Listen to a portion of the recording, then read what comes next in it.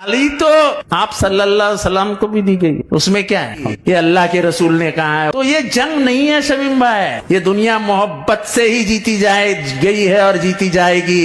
ये अल्लाह के रसूल ने कहा है, वो ये मानेंगे आप।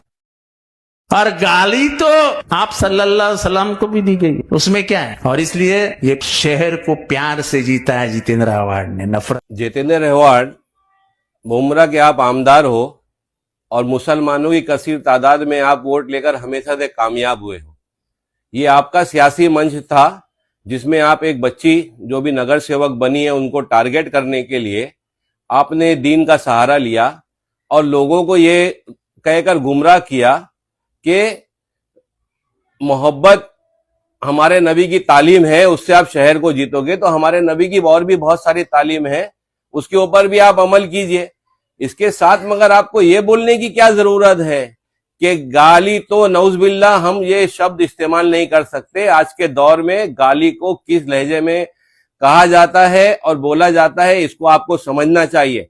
हमारे नबी ने हक की दावत दी, जो लोगों को हक की बात नहीं माननी थी, आका की बातों को ठुकराया और उनकी मुखालफत की। मगर ये गाली का जो शब्द आपने निकाला कि नौज़बिल्लाह आप सल्लल्लाहु अलैहि वसल्लम को गाली दी गई, उसमें क्या नहीं, मुसलमान का सर निकल जाएगा ये चीज के ऊपर। आपको ये आपके स्टेटमेंट के ऊपर मुस्लिम कौम से, मुमरा के लोगों से माफी मांगनी चाहिए। आपका वो सियासी मंच है, कोई हमारा दीन का मंच नहीं है जिसमें आप हमारे नबी की मिसाल देकर लोगों को गुमराह करने का काम कर रहे हैं। आपका ये शब्द की मैं मुखालफत करता हूं।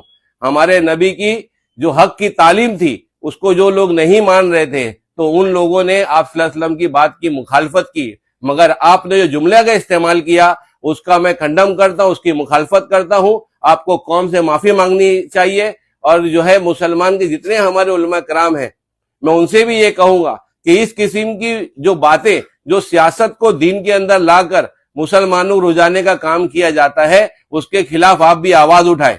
और जितेंद्र आव्हाड, जो आप मुमरा के एमएलए हो, आपको चाहिए कि आप इस जुमले के लिए कौम से माफी मांगे।